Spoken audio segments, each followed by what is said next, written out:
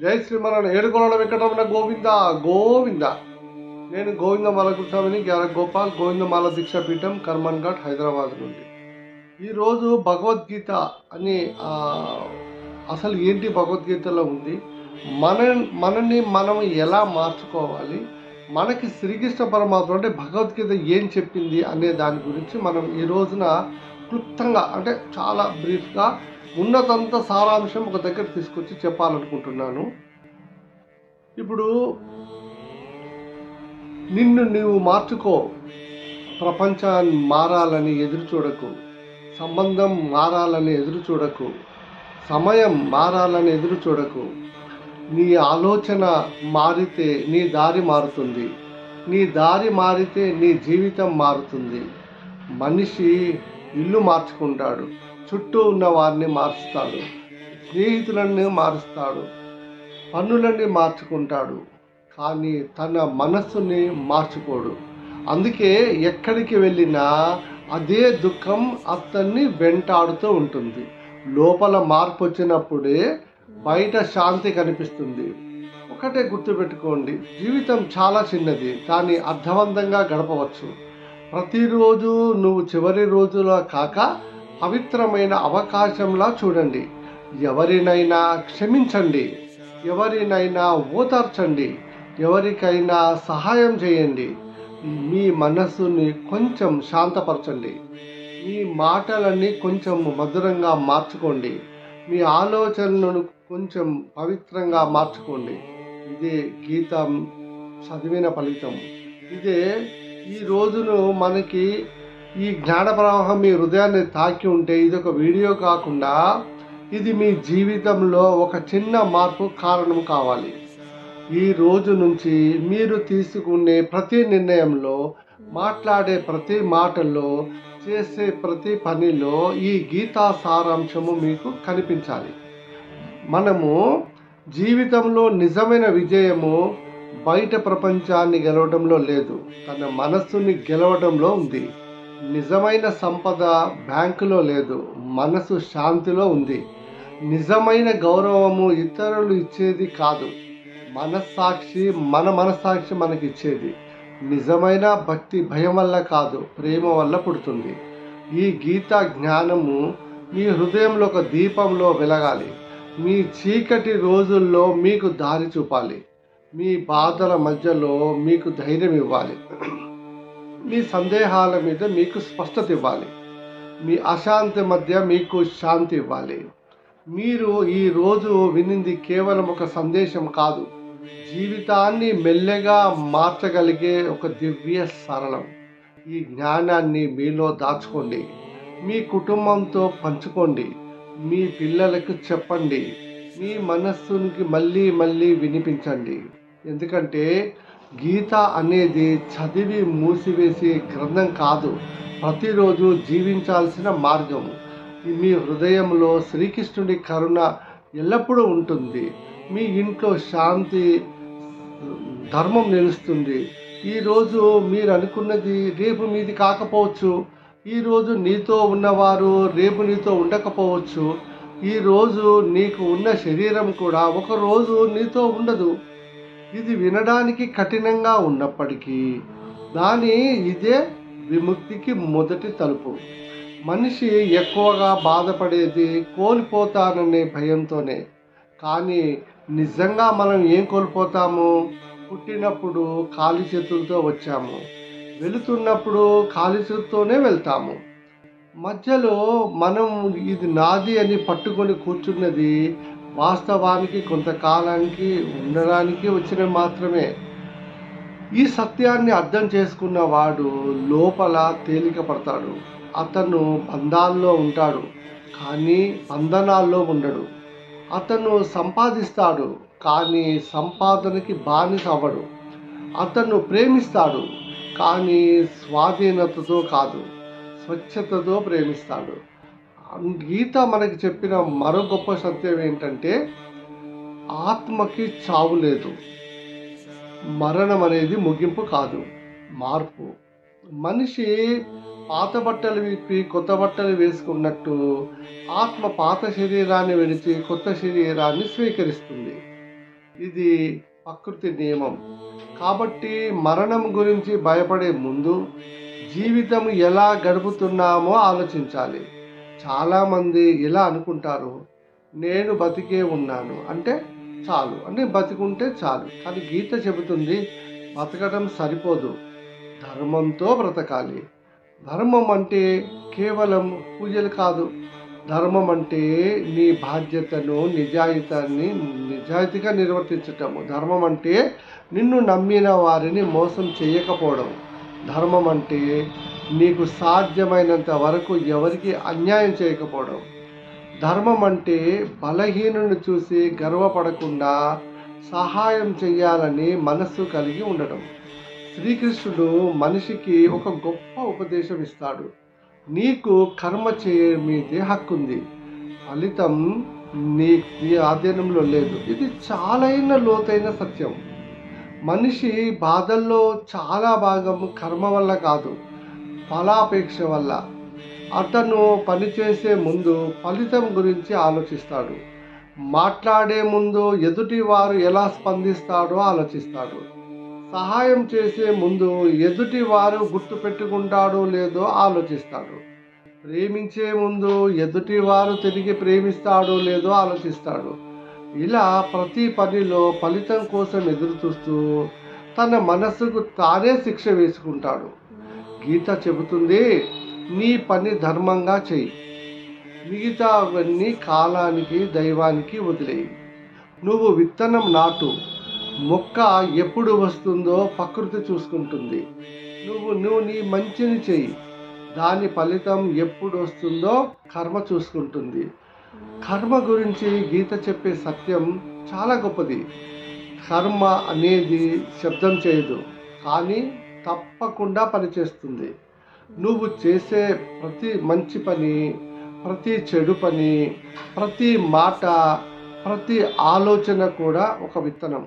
అది వెంటనే మెలకెత్తకపోవచ్చు, కానీ ఒక రోజు తప్పకుండా నీ ముందుకు వస్తుంది. అందుకే మనిషి ఎప్పుడు జాగ్రత్తగా ఉండాలి. ఎవరి చూడటం లేదని చేసిన తప్పు ఎప్పుడో ఒకప్పుడు జీవితంలో నీడలా నీ తిరిగి వస్తుంది. ఎవరు గుర్తించలేని మంచి పని ఎప్పుడో ఒకప్పుడు నీకు రక్షణగా నిలుస్తుంది. ఈ ప్రపంచంలో నువ్వు ఎవరినైనా మోసం చేయవచ్చు, కానీ నీ ధర్మానికి కర్మని మాత్రం చేయలేవు. అందుకే గీత మనకి భయపడవలసింది మన సొంత కర్మలకి, దేవుడికి కాదు అని చెబుతుంది. ఇంకో శత్రువు మనిషి జీవితంలో కోపం వచ్చినప్పుడు ప్రతి మనిషి తనను తాను కోల్పోతాడు. సరైనది తప్పైనది అనేది కనిపించదు. ఇంకా ఒక్క క్షణం కోపం లోపల పలికిన మాట ఎన్నో సంవత్సరాల బంధాన్ని పగలగొట్టగలదు. ఒక్క క్షణము ఆవేశంలో చేసిన పని జీవితాంతం పశ్చాత్తాపంగా మిగిల్చగలదు. అందుకే గీత చెబుతుంది, కోపము మొదట మనసుని కాలుస్తుంది, తర్వాత సంబంధాలని కాలుస్తుంది, చివరికి జీవితాన్ని కాలుస్తుంది. ఎంత కోపం వచ్చినా ఆ క్షణంలో స్పందించకపోవడం ఒక గొప్ప సాధన. ఆగి ఆలోచించడం, మౌనంగా ఉండటం, ఒక అడుగు వెనక్కి వేయడం, ఇవే నిజమైన బలం. మనిషి జీవితంలో మరో పెద్ద పరీక్ష మనస్సు ఎప్పుడు ప్రశాంతంగా ఉండదు. గతం గుర్తుకు తెస్తుంది, భవిష్యత్తు గురించి భయపెడుతుంది, ఇతరులతో పోలుస్తుంది, అనవసరమైన కోరికలు పెంచుతుంది, సందేహాలను నింపుతుంది.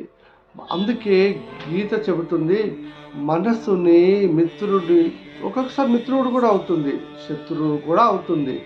నీవు మనస్సుని అదుపులో పెట్టుకుంటే అది నీకు మార్గదర్శనం అవుతుంది.